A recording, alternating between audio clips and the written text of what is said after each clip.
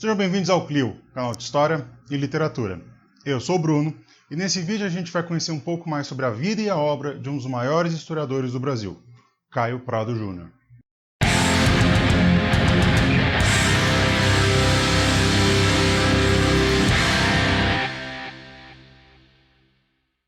Nascido em São Paulo em 11 de fevereiro de 1907, Caio Prado Júnior é considerado um introdutor e um pioneiro do marxismo nos estudos historiográficos no Brasil. Formado em Ciências do Direito pela Faculdade de Direito do Largo São Francisco, onde depois seria professor livre-docente em Economia Política, Caio Prado Júnior tem uma longa contribuição para a historiografia e um exemplo de como um intelectual pode ser mais atuante para além dos muros da Torre de Marfim da academia. Já em 1931, logo após de formado, Caio Prado Júnior filia-se ao PCB, o Partido Comunista Brasileiro, depois dos rumos que a política brasileira tomou em decorrência da Revolução de 1930, capitaneada pelo Getúlio Vargas. Essa filiação ao PCB faz com que o Caio Prado Júnior se aproximasse definitivamente ao marxismo, tanto que ele faz vários cursos de formação no PCB, além de viajar tanto para a União Soviética como para diversos países que faziam bloco soviético, como Hungria, Romênia, Bulgária, etc. Essa viagem, que ocorre em 1931, leva ele a publicar o livro União Soviética, Um Novo Mundo, um livro que é apreendido e censurado pelo regime varguista. Também em 1933, ele lança o seu primeiro livro de história, O Evolução Política do Brasil, uma tentativa de análise sociopolítica do Brasil desde lá da regência, da abdicação do Dom Pedro, até a Primeira República. E é nesse livro que a gente já tem a primeira análise marxista da história com H maiúsculo e a história com H minúsculo aqui no Brasil. Nesse livro, Caio Prado faz uma análise classista. Ele mostra que as estruturas políticas do Brasil mudam, mas quem está no centro do poder nunca muda, mostrando que as classes menores, ou seja, aquelas que não têm acesso ao poder e à riqueza, são sempre colocadas de lado em termos políticos. Em 1934, após a criação da USP, a Universidade de São Paulo, o Caio Prado Júnior entra na Faculdade de Filosofia, Letras e Ciências Humanas, onde eu estudei, a FEFELET, mas ele entra no departamento não de História, mas no de Geografia, e ajuda a fundar a AGB, a Associação dos Geógrafos do Brasil, a primeira associação classista do gênero no Brasil.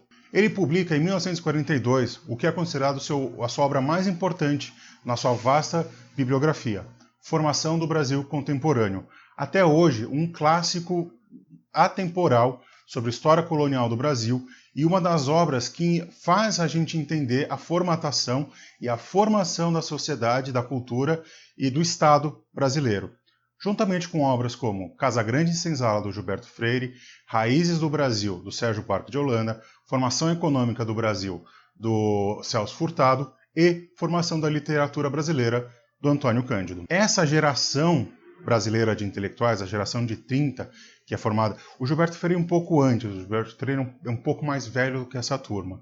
Mas essa geração de 30, que é considerada a geração dos modernistas na historiografia brasileira, eles fazem uma verdadeira revolução de como a gente entendia a história no Brasil. Até então, a história do Brasil era vista como algo ainda cientificista e positivista. Ou seja, se estudava o passado pelo passado. O frescor da formação do Brasil contemporâneo é que essa obra não se preocupa com o passado simplesmente com o passado. Ele não é um monumento ao passado, ele faz uma crítica ao passado e ao presente. Ele faz o que a gente aqui no Clio chama de ponte presente, passado, presente.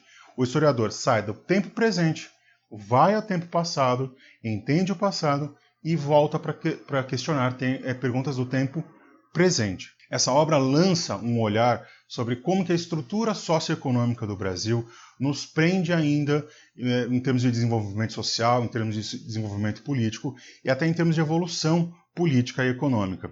Essa análise narrativa da formação do Brasil contemporâneo é sem precedentes na historiografia brasileira até então.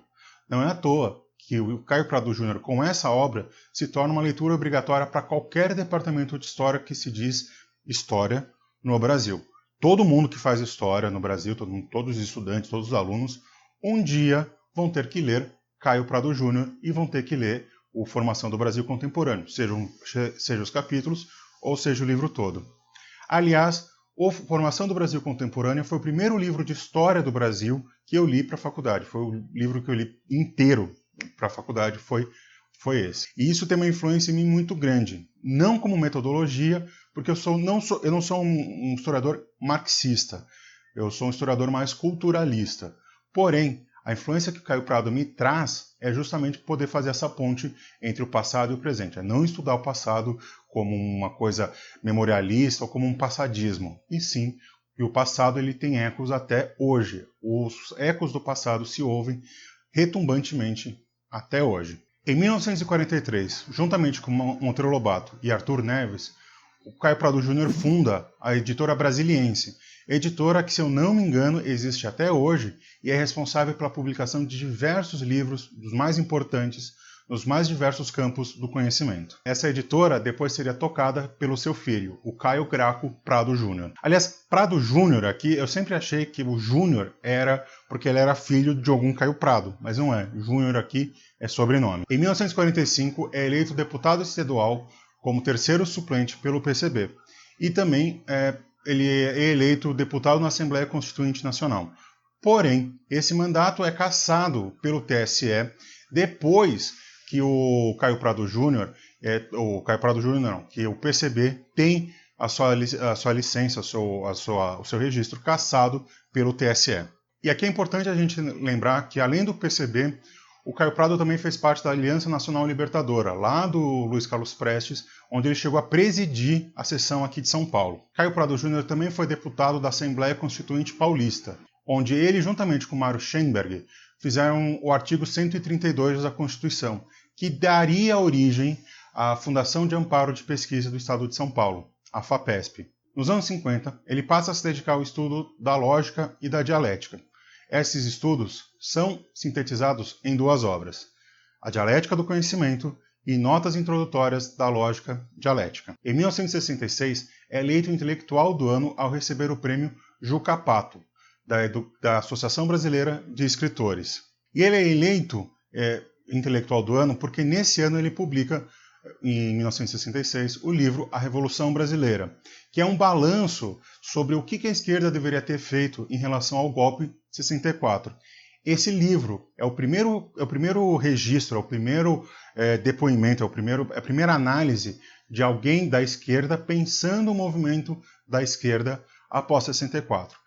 Essa obra faz com que o PCB, principalmente, faça uma reanálise e uma autocrítica do que ele deveria ter feito em relação ao golpe de 64. Durante o período da ditadura militar, Caio Prado Júnior é expurgado da Universidade de São Paulo, juntamente com outros 78 professores, em 1968, e isso inclui, aqui entre os 78, o ex-presidente Fernando Henrique Cardoso, por conta de divergências e por conta de atividades subversivas que o regime encontrava desses professores. Em 1970, ele é preso por conta de tentar incitar essas mesmas atividades subversivas. Ele é condenado à pena máxima de 6 anos, porém apela ao STF e a sua pena cai para 21 meses. Ele ficou preso no Presídio Tiradentes e no 16º Batalhão Universitário da Força Pública, que ficava atrás da Universidade de São Paulo.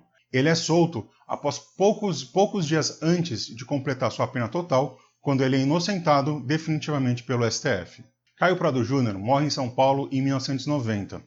Porém, ele lança uma sombra enorme sobre toda a historiografia e sobre todos os historiadores brasileiros. Não importa de que ramo e de qual campo da história você estuda. Afinal, um intelectual que se dispõe a ser, além de um intelectual de gabinete, um intelectual militante, um intelectual que está na rua, que está conversando com o povo, não é à toa que ele é um símbolo de luta, resistência e um exemplo para a maioria absoluta dos historiadores e professores de história. Era isso, pessoal. Acho que temos um vídeo sobre o nosso querido Caio Prado Júnior.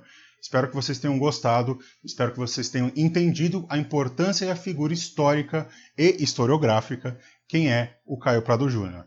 Eu escolhi ele para começar essa série de grandes nomes da história, justamente por uma questão de reverência e de referência a ele. Deixa aqui nos comentários se vocês já leram algum livro do Caio Prado, o que vocês acham das obras do Caio Prado, se acharam chato, se não, enfim, se tem alguma crítica a fazer a ele. O Caio Prado, apesar desse monumento histórico que ele é, que é um monumento histórico que ele se tornou, a sua obra, em certos aspectos, envelheceu meio mal em termos de análise.